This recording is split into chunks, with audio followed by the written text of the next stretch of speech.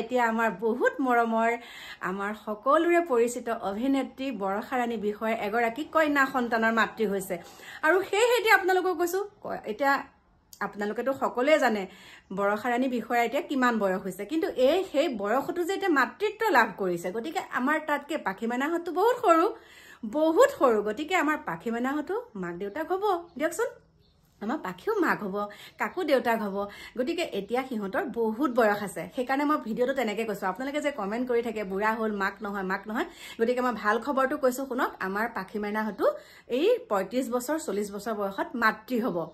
এতিয়া নালাগে এতিয়া সিহঁতৰ কৰণীয় কামখিনি কৰি লওক ভাল খবৰটো হেতুৱে গম পাইছে মানুহক তেনেকৈ থেটলিং দিব নালাগে আৰু তেওঁকো যোনগৰাকীতে মাতৃ হৈছে আমাৰ বৰষা ৰাণী বিষয়ে তেওঁকো বহুত থেটলিং দিছিলে কিন্তু মানে এতিয়া হলেওতো তেওঁ সন্তান জন্ম দিবলৈ সক্ষম হৈছে হয় না নহয় এই বয়সত গতিকে এইবিলাক ভগৱানে দিয়া সময়তহে দিব আমি আগতে চিঞৰি বাখৰি কোনো লাভ নাই গতিকে একদম আমাৰ ফালৰ পৰা বহুত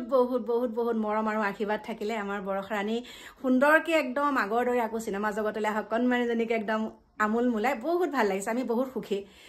বহুত সুখী তেওঁক লৈ পেলাই এতিয়া দেই বহুত ভাল লাগিছে আৰু এনেকুৱা এটা লাগিছে যে আমাৰ মাইনাই হৈছে সন্তানটো তেনেকুৱা লাগিছে সেইকাৰণে কৈছো মানুহক